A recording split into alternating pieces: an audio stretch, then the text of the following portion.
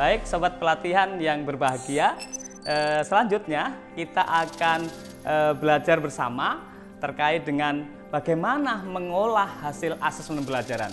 Sobat pelatihan sudah siap? Baik, kita akan pelajari bersama-sama. Selanjutnya, ada hal penting yang akan kita pelajari dalam mengolah hasil pembelajaran, yakni ada dua hal. Yang pertama adalah bagaimana mengolah hasil asesmen pada setiap TP, tujuan pembelajaran. Dan yang kedua adalah bagaimana mengolah hasil akhir, yakni ketika TP-TP dan akhir ada asesmen akhir dalam proses pembelajaran. Setidaknya ada dua ini. Nah, sobat pelatihan yang berbahagia, yang pertama kita akan pelajari bagaimana kita mengolah hasil asesmen dari setiap TP. Baik,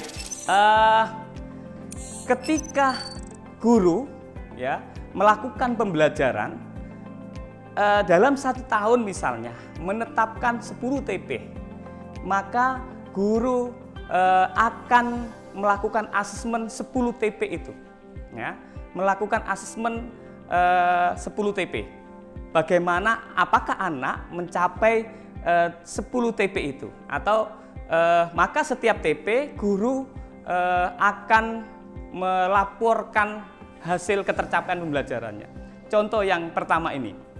Nah, ketika guru membuat kriteria pembelajaran, misalnya tadi ya, menetapkan guru pada level dianggap peserta didik mampu mencapai pembelajarannya ada di level cukup, ya, misalnya begini, dan kriterianya sudah ditetapkan berapa, misalnya contoh di sini adalah 2, maka guru nanti seperti yang contoh sebelumnya tadi itu, nanti guru akan bisa membuat deskripsi tentang laporan pencapaian setiap tujuan pembelajaran.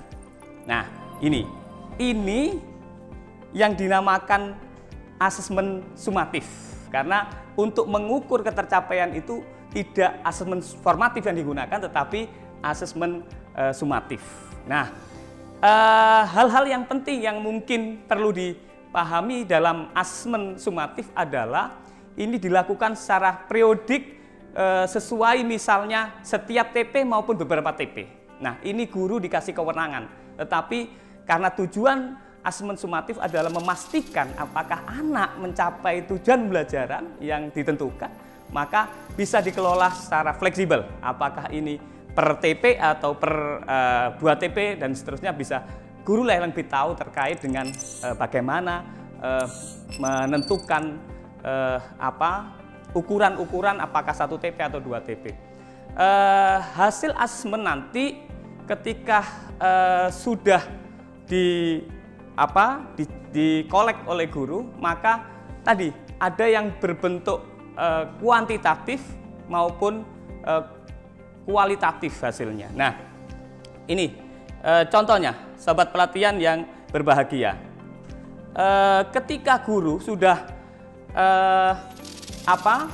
melakukan pengolahan tadi itu, misalnya dan menetapkan bahwa angka cukup adalah kriteria KKTP-nya, maka bisa kita lihat ketika amar, nah ini contohnya, ketika amar bagaimana membuat deskripsi terkait dengan hasil pembelajaran pada TP tertentu.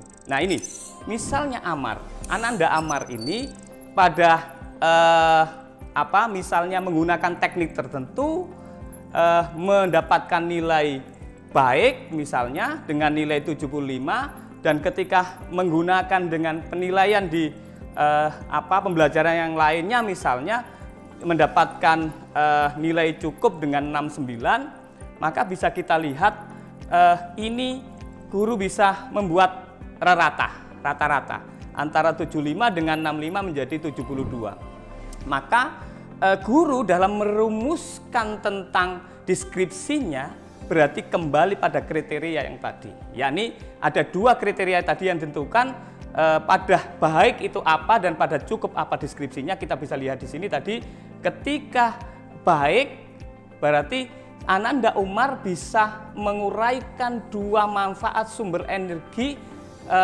dan melakukan apa? Nah, yang kedua adalah ini yang pertama, dan yang kedua adalah melakukan prosedur pengamat secara mandiri dan seterusnya. Ini adalah dua kriteria yang di sana tadi didistribusikan sesuai dengan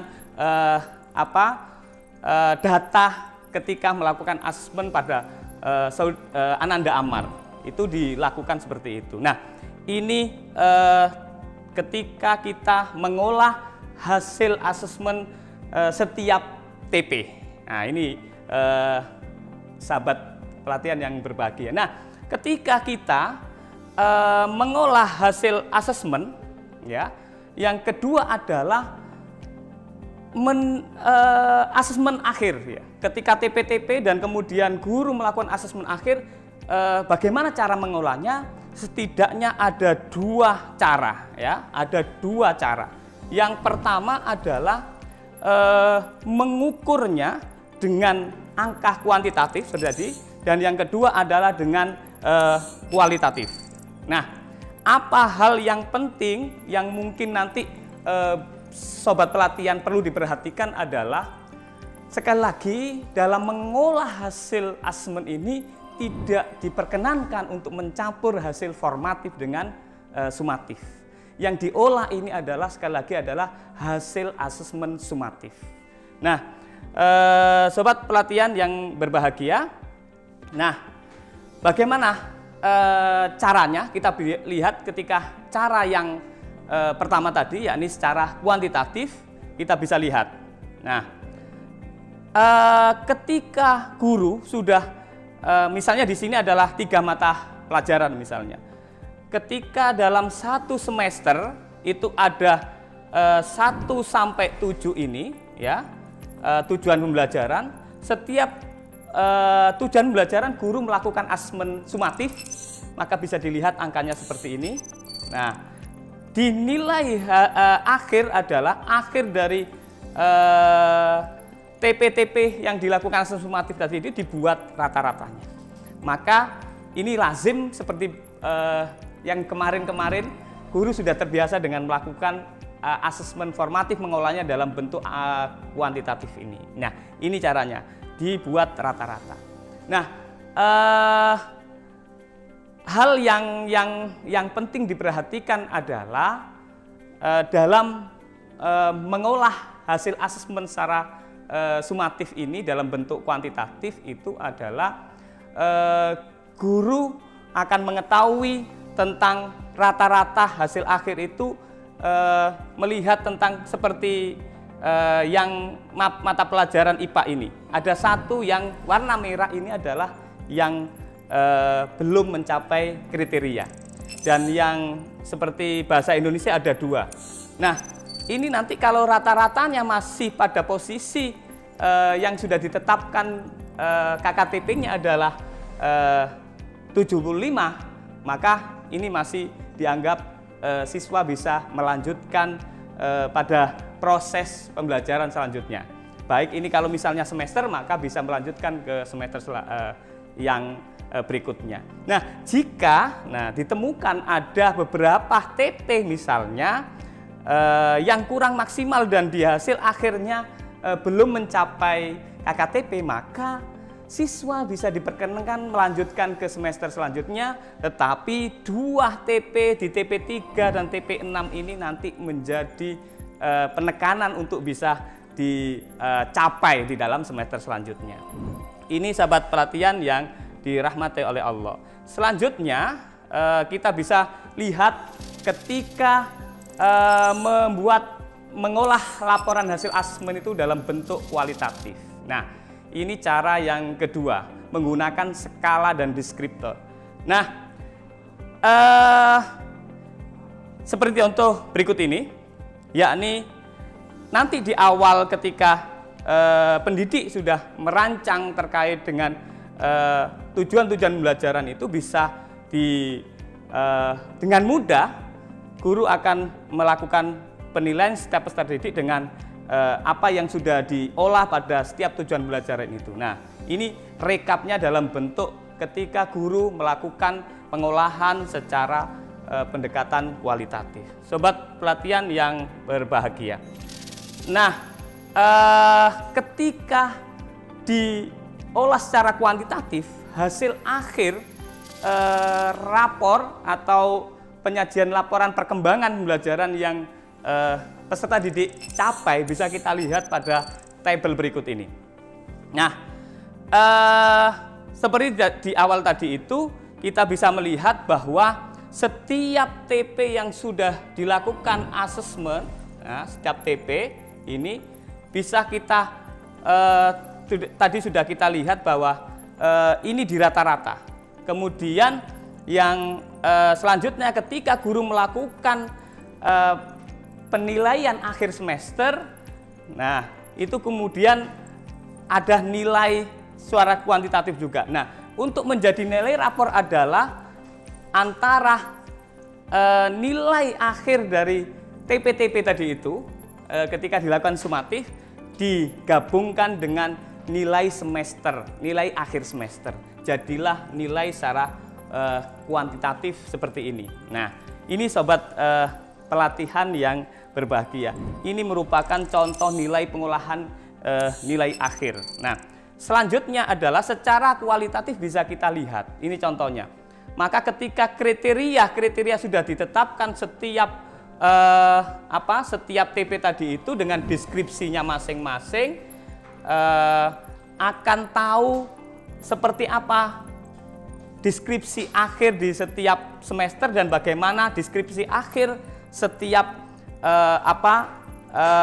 TP-TP, deskripsi akhir TP-TP dan kemudian deskripsi akhir ketika melakukan penilaian akhir semester. Nah, ini ketika guru melaporkan menggunakan pengolahan secara kualitatif.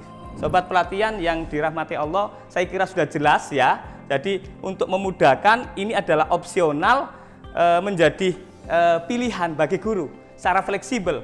Apakah guru bisa terbiasa dengan secara kuantitatif, juga boleh menggunakan penilaian secara kualitatif dan kuantitatif. Dan jika kita guru sudah misal nyaman dengan penilaian dalam bentuk kualitatif, juga bisa menggunakan penilaian secara kualitatif. Nah, bagaimana cara ya menyusun deskripsi berdasarkan capaian pembelajaran tadi.